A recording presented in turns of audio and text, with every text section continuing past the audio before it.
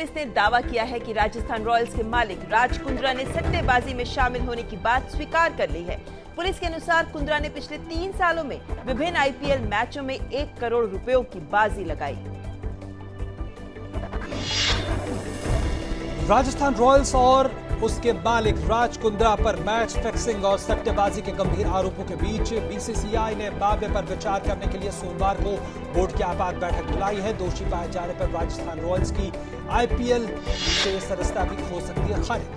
आज से गोवा में भाजपा की राष्ट्रीय कार्यकारिणी की बैठक शुरू हो रही है। नरेंद्र मोदी को आने वाले चुनावों में पार्टी के नेतृत्व की बागडोर सौंपने को लेकर वरिष्ठ नेता लालकृष्ण आडवाणी और पार्टी के अन्य नेताओं के बीच मतभेदों की खबरों के बीच हो रही है ये बैठक।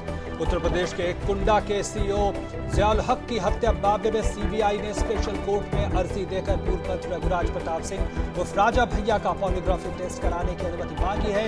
कोर्ट पॉलीग्राफी टेस्ट करवाने के मामले में कोर्ट 11 जून को सुनवाई करेगी।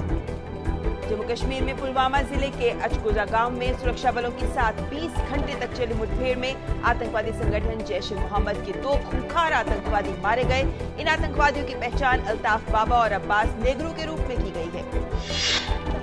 कर्नाटक के मुख्यमंत्री सिद्धारमैया ने कहा है कि राज्य कावेरी निगरानी समिति से तमिलनाडु को जून से सितंबर के बीच छोड़े जाने वाले कावेरी जल का फिर से आवंटन करने को कहेगा। उन्होंने कहा कि इस वक्त में कर्नाटक कावेरी नदी से 134 टीएमसी पानी छोड़ने की स्थिति में नहीं। उत्तर भारत के लोगों को तपिश भरी गर्मी से कल कुछ राहत मिली, जब उमस भरी भीषण गर्मी के बाद शाम ढलते ही अचानक आंधी आई और बारिश ने मौसम को सुहाना बना दिया। हरियाणा, पंजाब, हिमाचल प्रदेश और मध्य प्रदेश में भी बारिश से पारा कुछ नीचे आया। एसबीआई द्वारा एफडी पर ब्याज दर में कटौती आज से लागू। 1 साल तक की एफडी पर 0.25% की कटौती के साथ अब ब्याज दर होगी 7.25%। 11 महीने के सबसे न्यूनतम स्तर पर गिरने के बाद रुपया थोड़ा संभला। एक समय रुपया 57 के स्तर पर चला गया था। शेयर बाजार में भी छाई रही मंदी।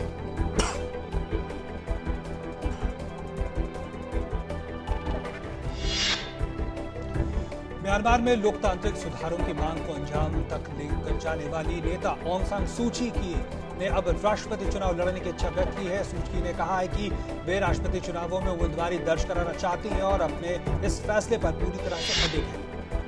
पाकिस्तान के प्रधानमंत्री नवाज शरीफ ने भारत के साथ द्विपक्षीय संबंधों को बेहतर करने की प्रतिबद्धता जताई है। पद संभालने के 1 दिन बाद अपनी विदेश नीति का खुलासा करते हुए शरीफ ने कहा कि वो सभी लंबित मुद्दों को सुलझाने की कोशिश करेंगे। सीरियाई राष्ट्रपति बशर अल असद के खिलाफ संघर्षरत विद्रोहियों ने गोलन पहाड़ियों के बीच सीरिया को इजरायल से जोड़ने से वाली एकमात्र सड़क पर कब्जा कर लिया है। सेना ने उस पर फिर से कब्जा कर लिया है। सीरिया के कब्जे के बाद से कई देशों के राजनयिकों ने गोलान पहाड़ियों से हटने की बात कही है।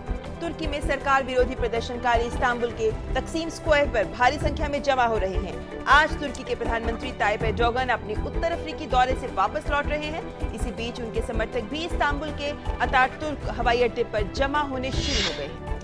नाइजीरियाई सेना ने कहा है कि देश के उत्तर पूर्वी हिस्से में इस्लामिक गुट बोको हराम पर की गई कार्रवाई सफल रही है। सरकार ने इलाके में शांति कायम करने के लिए हजारों सैनिकों और हवाई हमलों से बोको हराम को कमजोर किया है। रूस के राष्ट्रपति व्लादिमीर पुतिन और उनकी पत्नी ल्यूडमिला ने शादी के 3 दशक बाद अपनी तलाक का ऐलान किया है। शादी के 30 साल पूरे होने से कुछ सप्ताह पहले ही पुतिन ने क्रेमलिन में एक कार्यक्रम में हिस्सा लेने के बाद ये घोषणा की।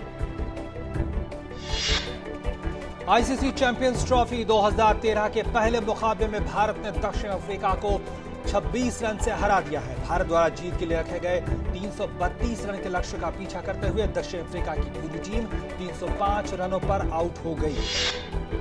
सलामी बल्लेबाज शिखर धवन ने उम्दा बल्लेबाजी का प्रदर्शन करते हुए महज 80 गेंदों में ही शतक जमा दिया। इसके साथ ही शिखर ही टेस्ट और वनडे में अपना पहला शतक 100 से कम गेंदों पर पूरा करने वाले तीसरे भारतीय बल्लेबाज बने। भारत की बैडमिंटन स्टार साइना नेहवाल ने कल थाईलैंड ग्रां प्री गोल्ड बैडमिंटन टूर्नामेंट के क्वार्टर फाइनल में जगह बना ली। टॉप सीड साइना अब क्वार्टर फाइनल में सिंगापुर की 8वीं सीड जुआन गू से भिड़ेंगी। फ्रेंच ओपन के खिताबी मुकाबले में रूस की मारिया शारापोवा अमेरिका की सेरेना विलियम्स से भिड़ेंगी। पुरुष एकल वर्ग के पहले सेमीफाइनल में राफेल नडाल का मुकाबला नोवाक जोकोविच से, दूसरे सेमीफाइनल में डेविड फेडरर की भिड़ंत जोए विल्फ्रेड सोंगा से होगी। बॉलीवुड के मशहूर एक्शन स्टार जैकी चैन ने कल लॉस एंजलिस के हॉलीवुड चाइनीज थिएटर के सम्मान का प्रतीक माने जाने वाली एक रस्म अदा की। इसमें जैकी ने अपने हाथ और पैरों को सीमेंट में रखकर अपनी छाप छोड़ी।